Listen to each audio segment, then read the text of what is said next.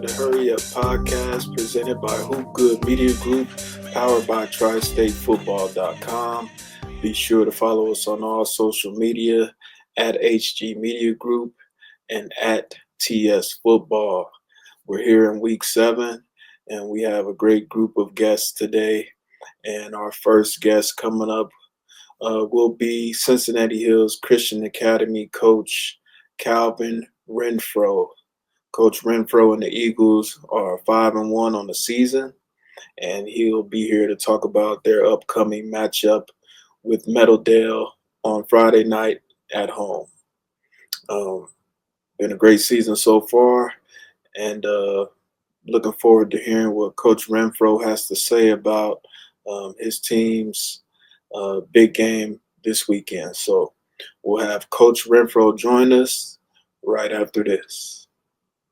Hi everybody, my name is KJ Green, and after you're done with the Hurry Up, come check out my podcast, Sports from the Hoodwood. Insightful, intelligent, and intense. Sports commentary with the Hoodwood edge. Sports from the Hoodwood, link posted below. And now, without much further ado, back to the Hurry Up. All right, so, we'll jump right in. You're 5-1, 4 wins in a row. So how you feeling right now, week 7, and with how your team's playing? Yeah, super proud of our guys. They've worked super hard. This is a group that's really just committed to the process and really just believed in what we're trying to accomplish as a football family. But these guys have worked their tails off over the summer. It's fun to see that pay off for them. We know it always doesn't. We played a pretty tough schedule. But yeah, thankful to be 5-1 as we're heading into the back half of the schedule and are in conference play. And you got Madeira this week coming in. Yeah. What type of challenges do they present, and what can you do to kind of keep that streak going this week? Yeah, absolutely. Madeira does a great job of getting after it. You can tell that they're an improving program, very big up front, athletic. They prevent a lot of challenges. They've been getting better every week that we've watched them. So we're just going to try to show up and be the best version of us and play our brand of football. And, that's what we're just trying to do every single week. And your defense has been particularly strong. Yeah. Owen Clary's got 67 tackles, 6 sacks, both kind of tops in the league. Yeah. Cole Cantor, 6.5 sacks.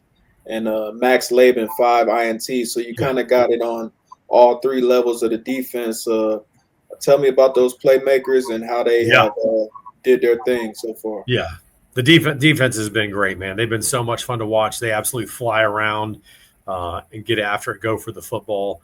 All 3 of those guys you name are just guys that work their tails off, had great off seasons, and they're just great football players. All 3 of those guys are college football players in the way that they prepare, they take care of their bodies, the way they study film, and our coaching staff on the defensive side has been awesome. Their game plans have been on point, and the way that those guys have taken the game plan and executed it has just been a ton of fun to watch them do that. It's a team defense. Those guys get after it at all 3 levels, and they're fun to watch for sure. And your quarterback, he's an experienced player. Oh, yeah. Been getting time for all 4 years. And this year he's over 1,300 yards passing so far, 18 touchdowns. He's got some good connections with some guys, Wells and some of those guys. Yeah. What's your thoughts on his play so far and going forward into the playoffs? Yeah.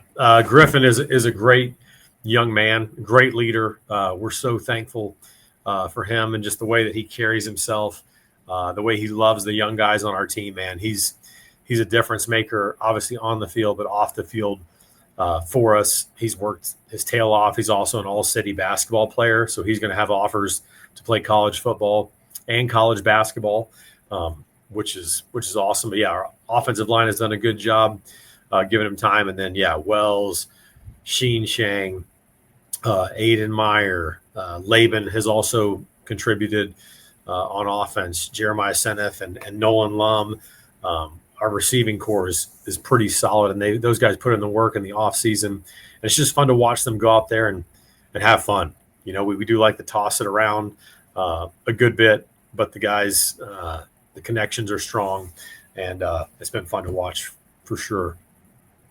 Yeah, and finally, you got 4 tough weeks left of the regular season, looking like a top seed coming into the playoffs. What do you want to see from your team coming down the stretch and moving into the postseason?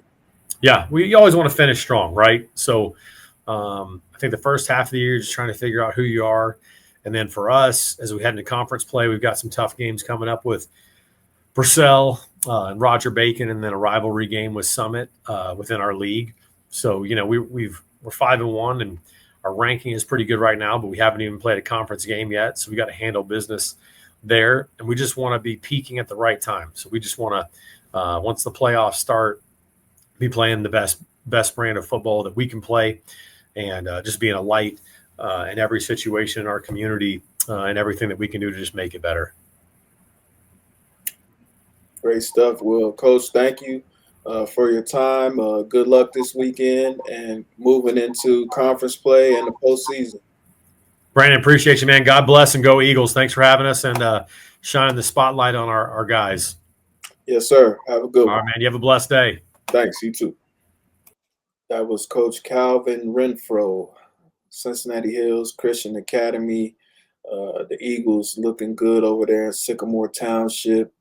And, wouldn't be surprised if they can make some sort of run in the postseason. So be on the lookout for them the rest of the way.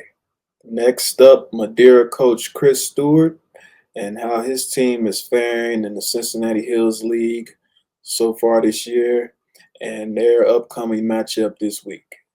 All right, so we got Madeira coach Chris Stewart here. And, Coach, you got 3 straight W's. How are you feeling about your team at this point in the season, week 7? Really good. The last 3 weeks we've gotten, just better and better each week. We've gotten healthier too. We're in our 4th string quarterback. 2 weeks ago, we were missing 3 of our 4 starting linebackers, and we've got a couple of those guys back. And when you're in a small school, when you're missing a linebacker, usually you're missing an offensive lineman, so it takes away 2 positions since you're going both ways. To get those guys back and healthy, especially Robbie Lewis running the ball, has helped us out a lot. So I'm proud of the way the guys have been working and practicing each week to just get a little bit better each week. And you got Wyoming this week on the road. As we know, been a great team in the league and around the area for a long time. And this year, pretty solid as well. Great defense. Some talented players like Dupuy and Meltonberger. What challenges do they present for you this week? Defensively, they're one of the best defensive teams in the city or the last decade. I coached there for 13 years myself, so I kind of know how it operates over there and the expectations that they have each year and each week. Coach, their defensive coordinator, Chad Seymour, is outstanding. One of the best defensive coordinators in the city. He's always has his kids prepared each week, walking in with a great game plan. And it's a challenge to attack that and try to be able to score points because they don't give up a lot, even from year to year, they, depending on how they are, they just don't give up a lot of points, and offensively, they run the ball well. They pride themselves on running the ball. They pound the ball at you, and they'll take shots when they need to take shots. They've got, the Miltonberger kid on the outside. They got the Galt kid on the outside as well too. So on each side of the ball, it's hard to just focus on one of those players. And when they can put it over the top and run the ball, it makes it extremely stressful to be able to defend the field vertically and horizontally. So it's a really tough challenge for us. We have to be really prepared in our game plan to make sure we understand where we're going, what we're doing, how to get it lined up the right way, or else they'll take advantage of one small gap, and then they got dudes who can take it to the house.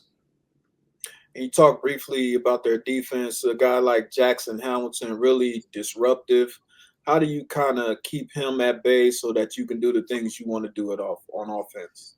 Yeah, they do a good job in their 4-3 defense of putting those defensive linemen on your guards and tackles and center, so you can't get a free run at those linebackers to single up blocks at the second level. So we've got to make sure we're getting on our double teams that we need to get on our double teams, and then push vertical to those linebackers to kind of keep them at bay. And then it's misdirection, play action. I mean, it's no secret what we do. It's on the film. So we have to make sure we execute and carry out our plan. So because both of those guys, the Tyler Huffman kid on the inside as well, he's really good too. Number 0, number 11 are really good linebackers and two of their best players that run around the field and create chaos. So it's going to be a big challenge for us to be able to take on those two guys. As you mentioned, your quarterback situation, you got Finley going right now, a freshman. It doesn't seem like he's been doing too bad as a freshman being thrown in there. What can you say about him and how your offense is going right now? Well, it turns out, Brandon, that he got hurt last week against Reading. So really? we're on our fourth guy. We're on our sophomore, Dom Schuler, who started last week.